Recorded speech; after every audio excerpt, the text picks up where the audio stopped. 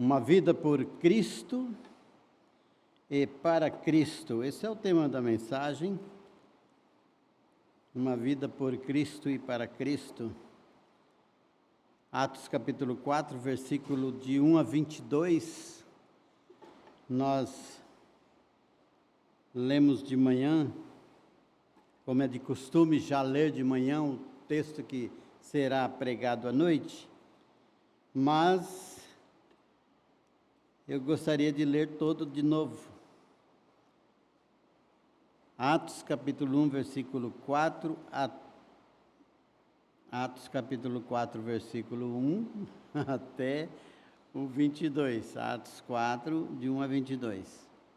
Amém? Falaram eles ainda ao povo quando sobrevieram os sacerdotes, o capitão do templo e os saduceus, ressentindo-os por ensinarem eles o povo e anunciarem em Jesus a ressurreição dentre os mortos. E os prenderam, recolhendo-os ao cárcere até o dia seguinte, pois já era tarde. Muitos, porém, dos que ouviram a palavra aceitaram, subindo o número de homens a quase 5.000. No dia seguinte, reuniram-se em Jerusalém as autoridades, os anciãos, os escribas, com o sumo sacerdote Anás, Caifás, João, Alexandre e todos os que eram da linhagem do sumo sacerdote. E pondo-os perante ele, os arguíram: com que poder ou em nome de quem fizeste isto?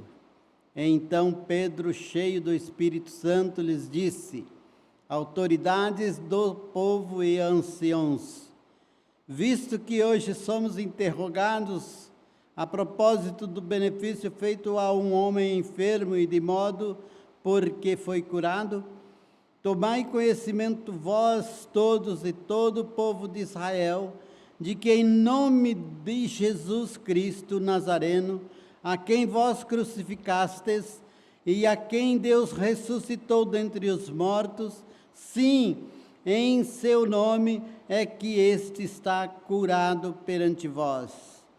Este Jesus é pedra rejeitada por vós, os construtores, a qual tornou a pedra angular. E não há salvação em nenhum outro, porque também do céu, abaixo do céu não existe nenhum outro nome dado entre os homens pelo qual importa que sejamos salvos.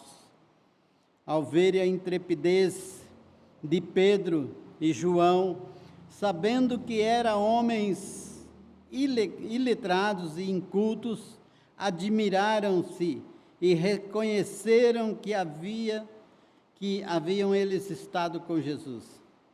Vendo com eles o homem que fora curado, nada tinha que dizer em contrário. E mandando-os sair do sinédrio, consultavam entre si, dizendo: que faremos com esses homens? Pois, na verdade, é manifesta a todos os habitantes de Jerusalém que um sinal notório foi feito por eles, e não podemos negar. Mas para que não haja maior divulgação entre o povo, ameacemo-los para não mais falarem nesse nome a quem quer que seja. Chamando-os, ordenaram-lhes que absolutamente não falassem, nem ensinassem em nome de Jesus. Mas Pedro e João lhe responderam: julgai se é justo diante de Deus ouvir-vos antes a vós outros do que a Deus. Pois nós não podemos deixar de falar das coisas que vimos e ouvimos. Depois, ameaçando-os mais ainda, os soltaram, não tendo achado como os castigar por causa do povo, porque todos glorificavam a Deus pelo que acontecera. Ora, tinha mais de 40 anos, aquele em quem se operara essa cura milagrosa. Um homem que foi curado tinha mais de 40 anos. E termina essa parte do relato do livro de Atos, capítulo 4 até aqui. História belíssima. Isso é uma história dessa, é como João 3,16, que a gente prega e continua pregando, e cada dia você pode acrescentar mais e mais coisas, porque é como a palavra de Deus já se renova cada manhã, um texto como esse vai trazendo para nós,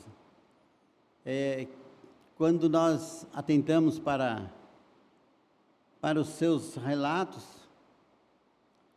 quando nós estudamos, nos aprofundamos, então nós vamos conhecendo mais e mais, e a nossa alma vai sendo edificada.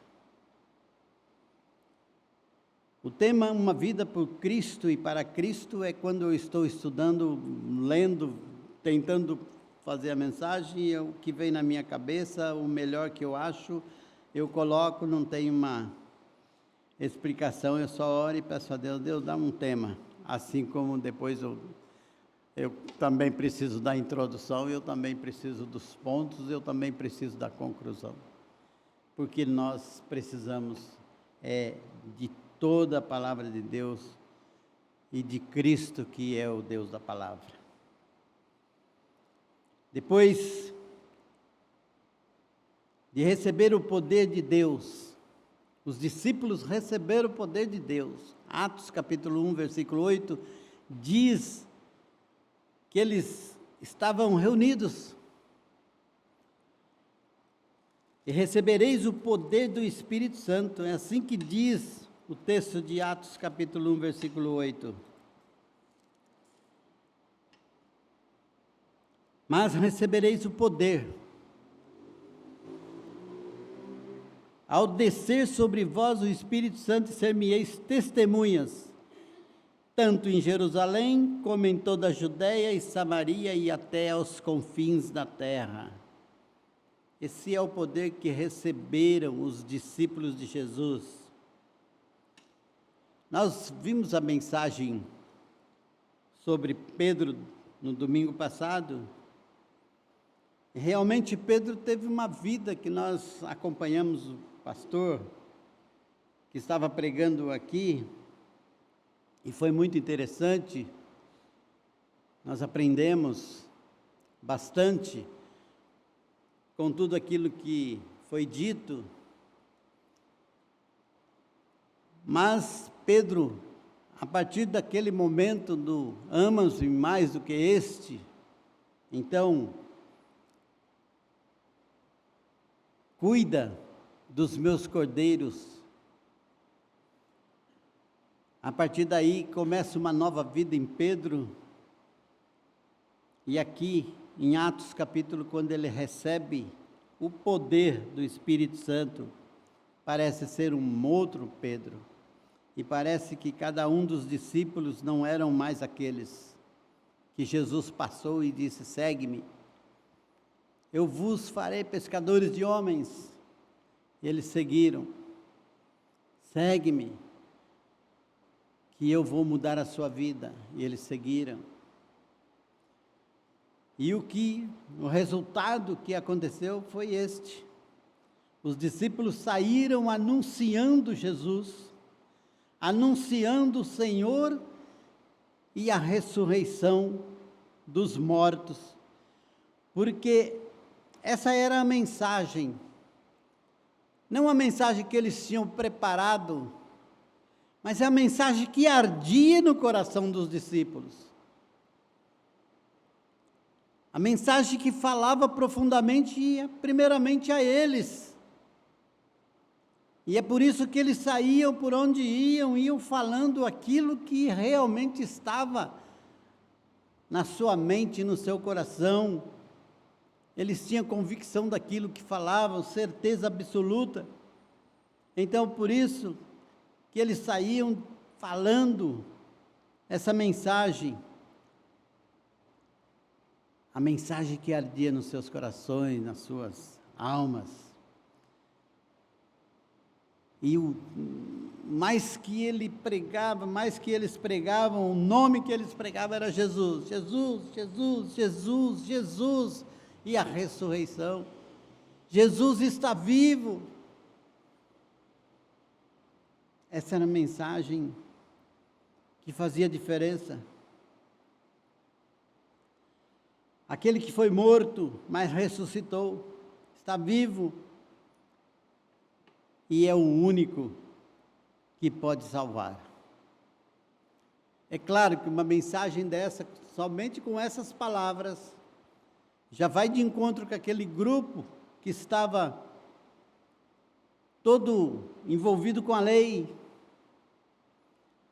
todos envolvidos com poder, com autoridade, e de repente tem alguém diferente falando algo tão especial que o povo parava para ouvi-lo. Claro que os poderosos do templo, que tinham a prerrogativa de ensinar ao povo, ao perceber que tem alguém ensinando o povo sobre um assunto tão delicado, ainda mais que a mensagem de Pedro havia alcançado muitos corações, era uma mensagem que alcançava naquela noite, mesmo com aquele problema. Diz a palavra de Deus que quase 5.000, já tinha alcançado quase 5.000 almas. No Pentecoste foi quase 3.000, com essa situação aqui de João e Pedro estar pregando, e aquele homem sendo curado, aquele coxo sendo curado, já havia quase 5.000 salvos. Muita almas. A situação era um pouco diferente, é claro que, mas é para a gente pensar na sede que o povo tem de ouvir a palavra de Deus, de ouvir algo sobre Jesus, algo que pode nos dar esperança.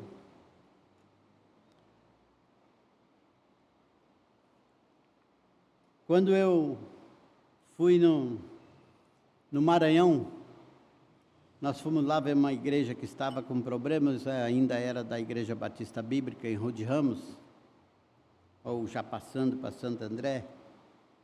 Nós fomos lá porque tinha que resolver uns problemas lá, e a igreja estava saindo fora, muitos irmãos indo embora, e eu fui com essa responsabilidade. Um irmão foi com outra responsabilidade de resolver os problemas jurídicos que tinha lá, e eu então peguei a Bíblia e fui fazer visita. Era uma coisa fantástica. A gente falava do Evangelho, e eu ainda estava começando, a maior simplicidade, já não sei nada hoje, aquele tempo então, só falava que Jesus era o Salvador e por aí. Mas enchia, chegava naquelas ruas, aquelas ruas largas assim, por areião, tinha umas casinhas coberta de açapé, não sei como é que é o nome, umas casinhas de barro. As pessoas saíram daquela casinha, eu ia lá, eu estava lá e com a Bíblia na mão, e todo mundo, dali a pouco tinha uma multidão, bastante pessoas, querendo ouvir o que estava acontecendo. Quando eu leio um texto desse, é isso que vem à minha memória. Um homem como o apóstolo Pedro, abrindo a palavra de Deus, falando para todo mundo sobre Jesus Cristo, a experiência que ele teve, aquilo que aconteceu na sua vida, e ele viu, e ele está testemunho, então tudo aquilo inflama aquele pessoal, e o pessoal via. Por isso, tantas pessoas recebendo Jesus, tantas pessoas se convertendo.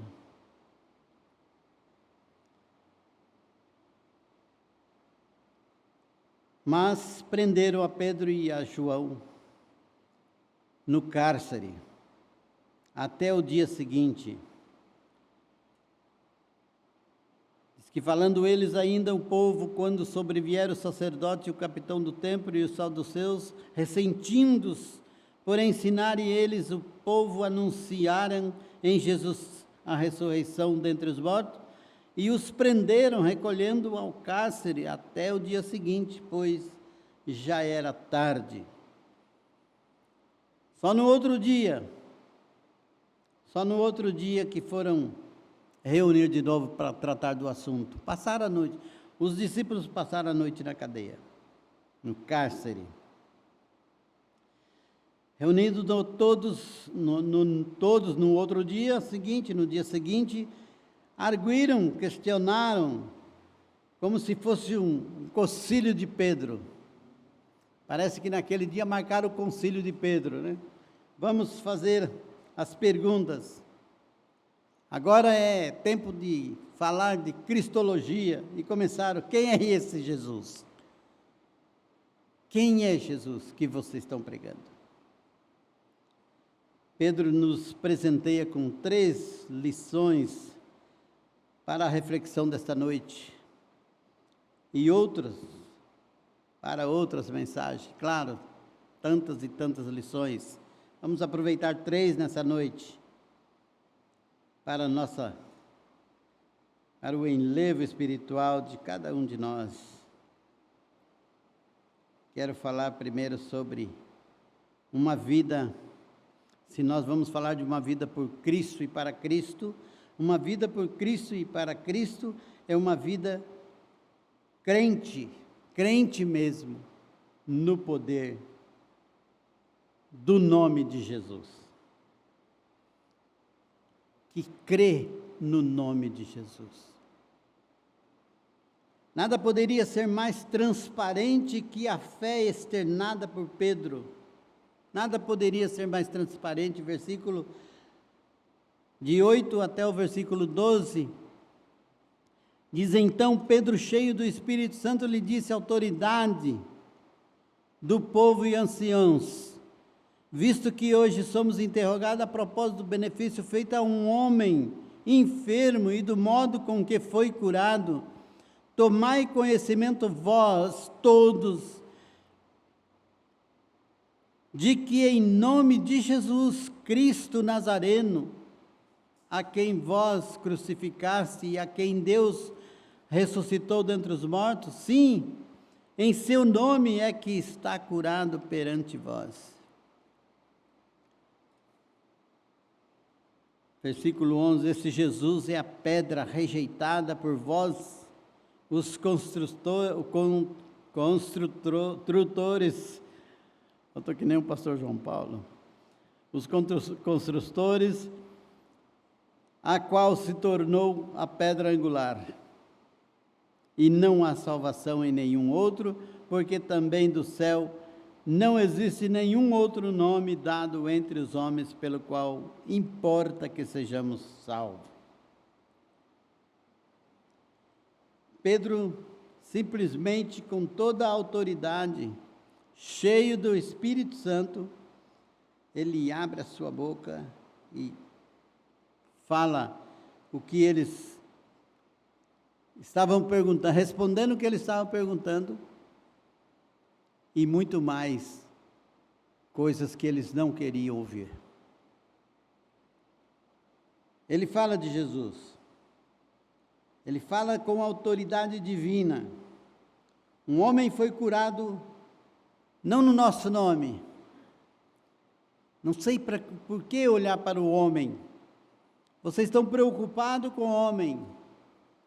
Mas o que nós estamos aqui, e nós temos toda a convicção de que podemos falar isso, que não é no nosso nome que esse homem foi curado, mas no nome de Cristo Jesus, ou de Jesus Cristo, o Nazareno. Mas sabe quem é? Eu vou aproveitar, como se Pedro dissesse assim, eu quero aproveitar a oportunidade que tenho de mostrar exatamente quem é Jesus Cristo Nazareno. Jesus Cristo Nazareno é aquele que vocês prenderam, é aquele que vocês crucificaram, é aquele que Deus ressuscitou dos mortos, é aquele que agora que foi rejeitado por vocês, ele passou a ser a pedra angular. E eu digo mais, esse Jesus Cristo, Jesus Nazareno, esse que vocês rejeitaram, esses que vocês estão tão preocupados, porque ele curou apenas um coxo, ele fez andar. É como Pedro falava, vocês não sabem de nada, inocente. Vocês não sabem de nada ainda. Esse é o único Salvador. E não há salvação em nenhum outro. Ele é o único Salvador. Nem no céu, nem debaixo do céu, em lugar nenhum. Era uma mensagem para confrontar todos aqueles que estavam preocupados com a cura de um homem, querendo saber que mensagem estava sendo pregada, e ele estava só anunciando um Jesus que é o único. No céu, na terra, debaixo da terra, não há outro nome. Somente Jesus é o que importa. Nós não somos salvos por outro nome. Nós só somos salvos por nome de Jesus.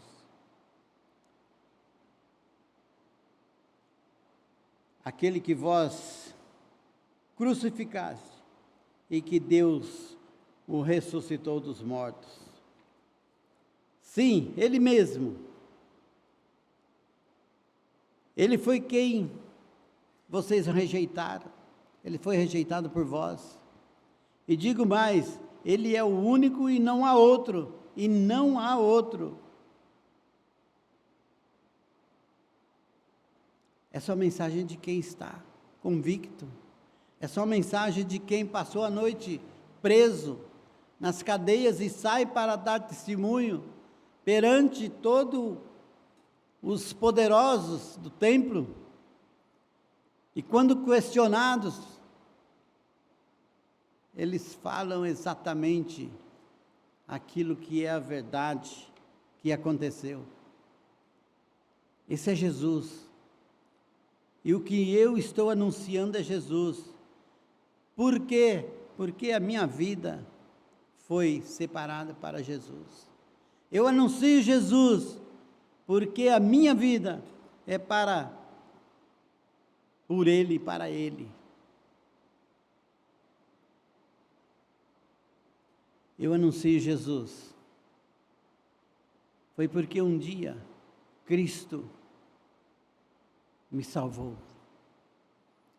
Eu anuncio Jesus porque um dia eu estava fazendo uma outra coisa, Ele me chamou, Ele me trouxe para o lado dEle. Eu anuncio Jesus porque Ele me avisou tanto tempo de todas as coisas que iriam acontecer, e tudo que Ele falou aconteceu exatamente do jeito que Ele falou.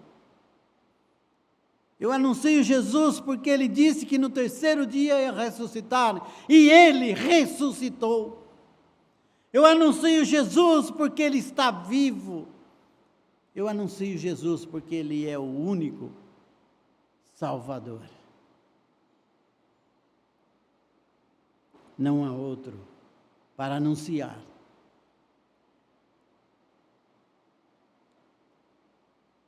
Segundo ponto, uma vida por Cristo e para Cristo reflete Cristo em todo o tempo, em todo o tempo. Nós não vivemos Cristo só no domingo, nós não vivemos Cristo só em algumas situações, nós não podemos viver Cristo esporadicamente, nós temos que viver Cristo por completo, viver Cristo em todo o tempo.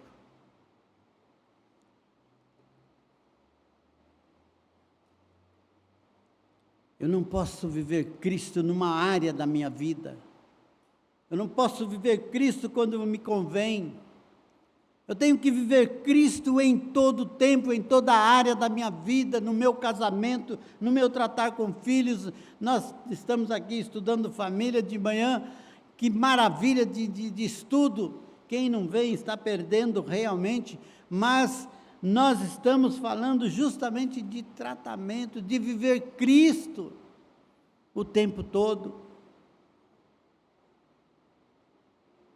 A minha família, eu preciso viver Cristo, Cristo tem que ser em primeiro lugar. No meu casamento, Cristo tem que ser em primeiro lugar. No meu trabalho, Cristo tem que ser em primeiro lugar. No que eu vou fazer, Cristo tem que ser em primeiro lugar. É isso que a palavra de Deus nos mostra quando diz que eu quero viver uma vida por Cristo e para Cristo. Reconhecer isso, e Pedro sabia e vivia exatamente isso. Não só pela coragem, pela ousadia, mas porque ele vivia Cristo, por Cristo e para Cristo. O que Jesus realizou através da vida de Pedro e João, ninguém podia negar, ninguém, nenhum daqueles homens, daqueles poderosos que estavam reunidos ali não podia negar, não podia falar nada ao contrário, porque eles olhavam para Pedro e João, e o que eles viam, o resultado que eles não compreendiam, não sabiam, em nome de quem isso pode acontecer?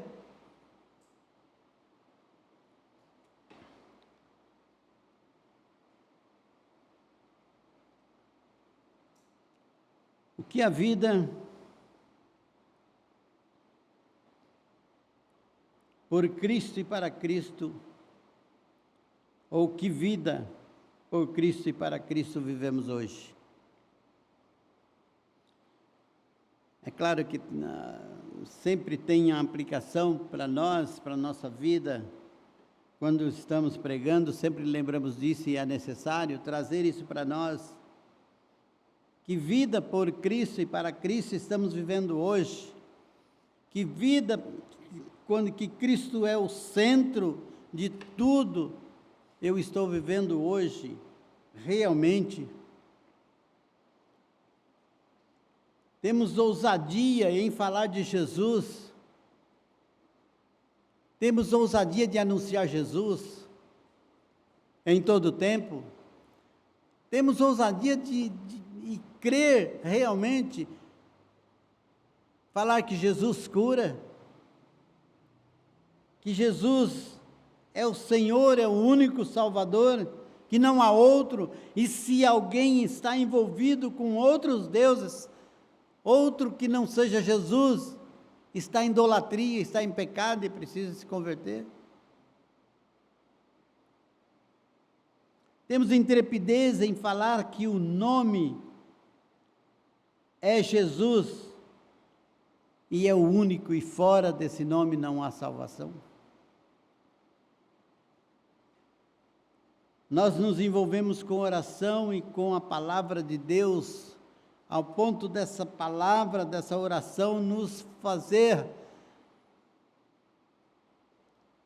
termos um relacionamento com Deus, de maneira que eu possa abrir a minha boca e falar em nome dEle, porque Ele conhece, me conhece perfeitamente.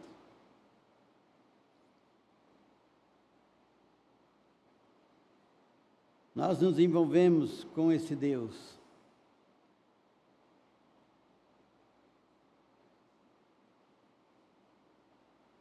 a ponto de perceber que temos experiências vividas com Ele. Se alguém chegasse e falasse, conta uma experiência que você tem vivido com Deus, você pode abrir tua boca e falar alguma coisa? Mesmo na oração, mesmo no seu quarto, você pode ter uma experiência vivida com Deus. E se você não tem nenhuma experiência vivida com Deus, esse é o grande problema nosso de hoje em dia, e que nós precisamos pensar nisso.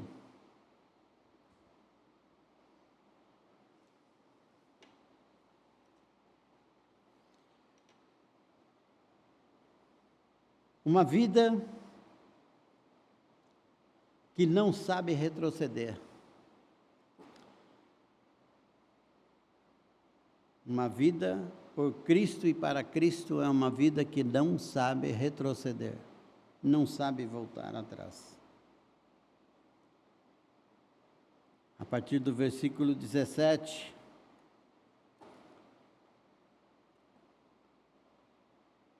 mas para que não haja maior divulgação entre o povo, ameacemo-los, para não mais falarem nesse nome a quem quer que seja. Era uma proibição terrível. Chamando-os, ordenaram-lhes que absolutamente não falassem, nem ensinassem em nome de Jesus.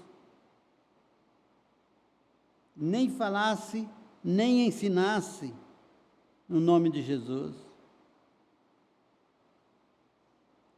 Mas Pedro não se dobra, não se curva, que eles queriam, que era a proposta do mundo. A proposta do mundo era essa, se calar. A proposta do mundo era, deixe de falar esse nome. Eu não sei se a proposta do mundo mudou, mas hoje pode estar recomeçando. Se mudou por algum tempo, está recomeçando. Deixe de falar sobre esse nome. Pedro se levantou e disse: se calarmos, estaremos ouvindo a voz dos homens e não a de Deus. Se você se cala, você está ouvindo a voz dos homens, a voz do mundo e não a voz de Deus. Porque a voz de Deus se separou para falar. A voz de Deus trouxe do lamaçal do pecado para um lugar seguro e colocou na sua boca um cântico novo. E a partir daí para você viver esse cântico falando de Cristo.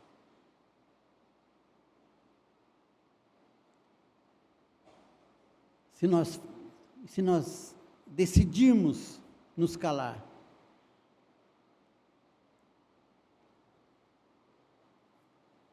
irmãos, vou falar uma coisinha que eu fiz muito, e viver do passado é coisa terrível, né?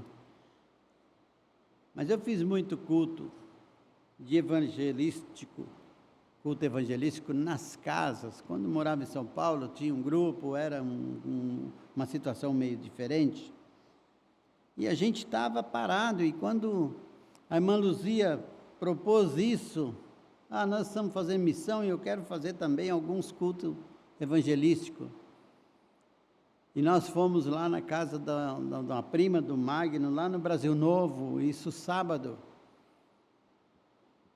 E só lemos um texto, o Charles estava com violão, cantou os hinos lá, numa casa onde tinha uma área assim, ali nós nos reunimos.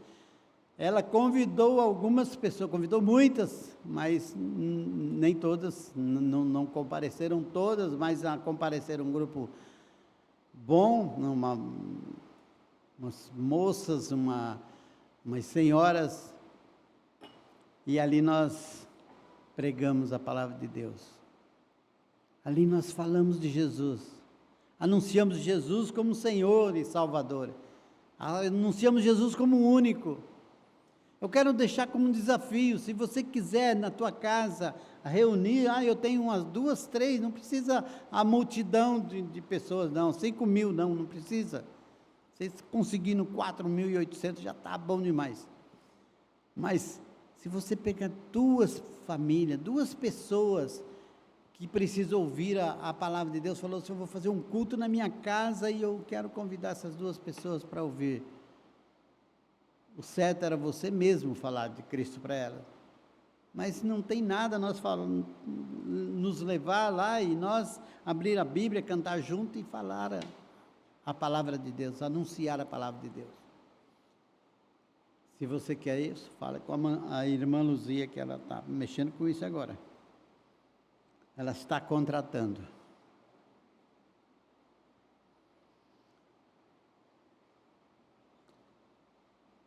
Se calarmos, Pedro diz, como que eu, olha como é a situação, como que eu vou justificar diante de Deus, Atos 1:8, se eu calar, se eu não falar de Jesus, como que eu vou justificar Atos 1:8 diante de Deus, se nós estávamos reunidos, desceu o poder de Deus sobre nós, o Espírito Santo tomou conta de nós e disse que nós seríamos testemunha em Jerusalém, em toda a Judéia, Samaria, até os confins da terra. Somos nós as testemunhas que falam de Jesus, somos nós que temos a anunciar que Ele é o único Senhor e Salvador, somos nós que temos que falar que não há outro Jesus, somos nós. E isso não é por conta nossa, porque recebemos nos discípulos aí o poder, a virtude do Espírito Santo. Se eu falar não, o que eu vou justificar em Atos 1:8? Por isso que o apóstolo Paulo, lá em 1 Coríntios 9:16, diz, ai de mim se não falar do Evangelho, ai de mim se não anunciar, porque a responsabilidade de anunciar é muito grande. Nós temos uma responsabilidade não de mostrar sabedoria, de mostrar teologia, de mostrar isso ou aquilo, nós temos a responsabilidade de mostrar Jesus, de anunciar Jesus, e aprender mais e mais, é claro, num outro tempo, mas aí, como estava escrito antes, no campo missionário, é anunciar Jesus em todo o tempo.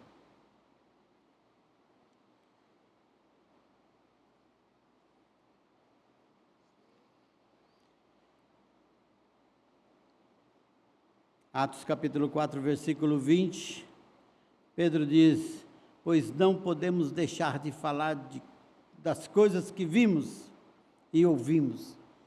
Nós não podemos deixar de falar daquilo que vimos e ouvimos, nós somos testemunhas. Como vamos parar? Como vamos nos calar? Se Cristo, sabendo do sofrimento da cruz, sabendo exatamente o que iria acontecer, e isso antes da fundação do mundo, mas Ele, enquanto estava conosco, enquanto veio, enquanto se fez carne e habitou entre nós, e depois no seu ministério, Ele sabendo de tudo, Ele deu os seus passos e falava da sua morte, falava do seu sofrimento, falava da sua dor, era da sua dor, era do seu sofrimento, era da sua morte. Ele falou assim, sofrerei dores, cuspirão em mim, serão cuspidos. Ele falava sobre si mesmo, o que iria acontecer, mas ele continuou, ele não retrocedeu, ele foi até o momento em que ele fala, Pai, está consumado. Qual o momento que nós temos que parar de falar de Jesus, quando nós podemos nos dirigir ao Pai, consumamos a obra. O apóstolo Paulo diz lá em 2 Timóteo capítulo 4, acabei a carreira, guardei a fé. Guardei a fé. Tenha convicção da minha coroa, tenha convicção do meu prêmio. E não só para mim, mas para todos. Que continuem. Não há como você ser crente e daqui a pouco você falar, estou desanimado, estou deixando. Crente é para lutar, as dificuldades vêm na sua vida para você lutar, para você ultrapassar, mas para você continuar olhando para Jesus, autor e consumador da nossa fé. É assim que a palavra de Deus nos exorta, nos faz olhar para Ele. Cristo não recuou. E eu não posso ser diferente do meu mestre. Nós não podemos ser diferente do meu mestre, do nosso mestre. Essa mensagem, Pedro arrumou uma discussão, mas nessa discussão, cheio de homens poderosos, ele falou, vocês crucificaram aquele que o nome dele é poderoso para fazer isso. Vocês crucificaram aquele que Deus o ressuscitou dentre os mortos. Vocês crucificaram aquele que é o único, que não há outro Salvador. E vocês crucificaram aquele que vocês não podem fazer nada, porque o homem curado está aqui. Vocês conheciam esse homem antes, e vocês estão vendo ele agora. Ele é esse Jesus que faz esses milagres, e vocês não podem fazer nada.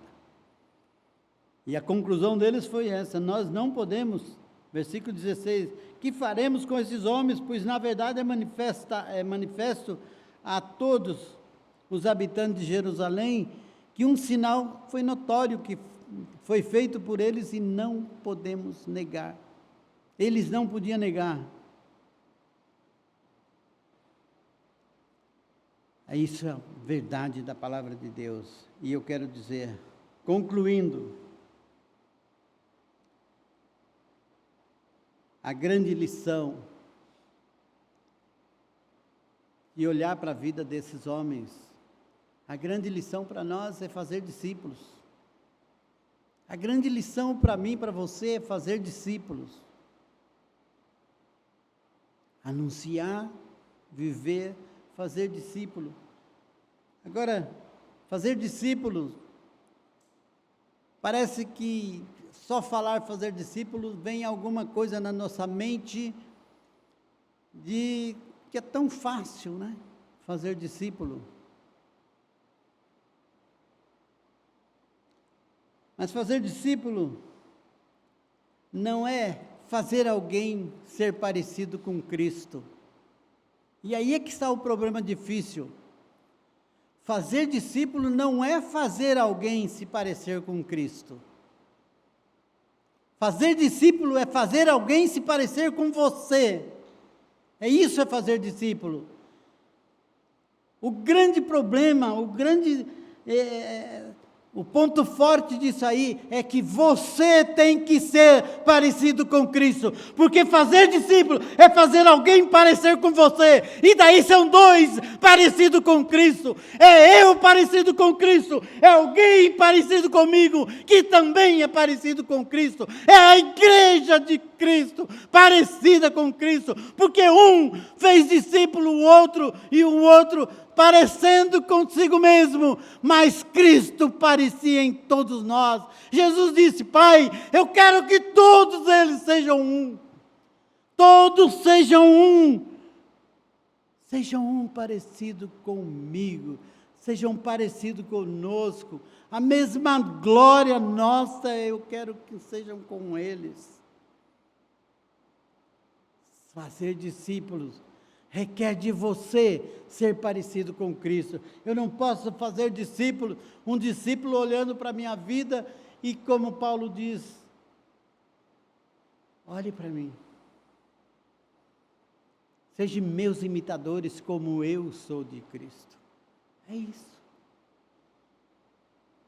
Fazer discípulos de qualquer jeito, sem a minha vida estar diante do altar, sem a minha vida estar parecida com Cristo, que discípulo que vai parecer? Que discípulos eu posso fazer nascer um discípulo de que forma? Parecido com quem? Com o mundo? Com isso que está sendo apresentado todo dia? Com aquelas coisas com as quais eu estou envolvido no dia a dia? Fazer discípulo é a pessoa olhar para mim e ver Cristo em mim. Que Deus nos abençoe. Pastor Tiago está com a palavra.